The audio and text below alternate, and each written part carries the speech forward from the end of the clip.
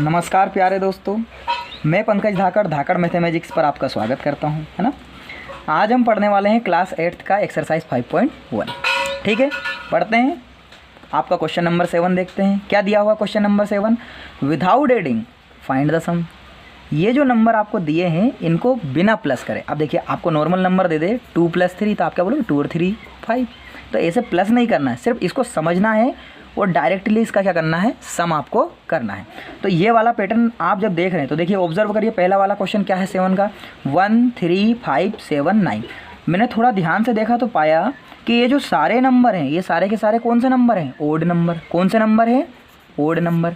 और odd number का सम का एक फॉर्मूला बनता है अगर वो स्टार्टिंग 1 से शुरू हो, मतलब फर्स्ट ओड नंबर जो 1 से स्टार्ट हो और बीच में कोई भी नंबर आपका छूटा नहीं हो, तो उसका एक फॉर्मूला होता है। क्या फॉर्मूला होता है?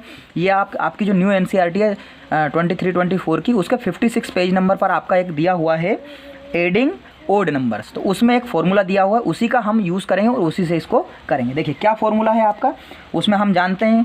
क्या जानते हैं? तो हम लिखेंगे यहाँ पर सोल्यूशन। क्या लिखेंगे? सोल्यूशन। तो करें स्टार्ट। हम जानते हैं तो हम लिखेंगे वी नो दैट। क्या जानते हो आप? हम जानते हैं कि the sum of n odd numbers क्या होगा, n²।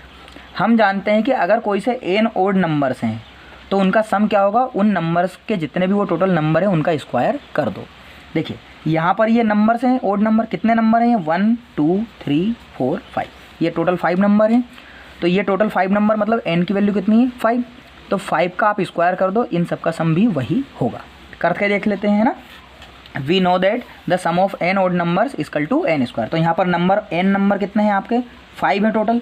तो आप क्या लिख देंगे, सम ऑफ गिवन नंबर, है ना, sum of given odd number equal to n²। तो यहाँ पर क्या हो जाएगा, n की वैल्यू आपने अभी निकाली, कितनी है, 5।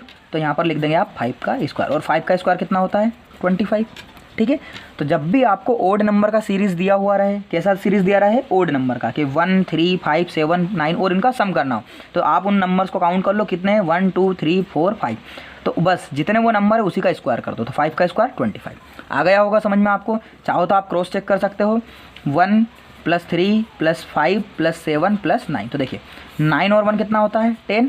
7 और 3 कितना होता है, 10। और प्लस में लास्ट में क्या है, 5। तो देखिए 10 10 20 20 और 5 25, यही आंसर है आपका। ठीक है, इसी के साथ हम अगले वाले क्वेश्चन की तरफ बढ़ते हैं। नेक्स्ट क्वेश्चन क्या है आपका, सेकंड वाला, वो देखते हैं। सेकंड वाला आपका क्वेश्चन दिया हुआ है वही सेम, 1 3 5 7 9 11 13 15 17 19। इनका आपको फाइंड करना है सम। तो बस वही लिखेंगे हम। क्या लिखेंगे, जो हम जानते हैं। क्या जानते हो आप, वी नो दैट। क्या जानते हैं हम, द सम ऑफ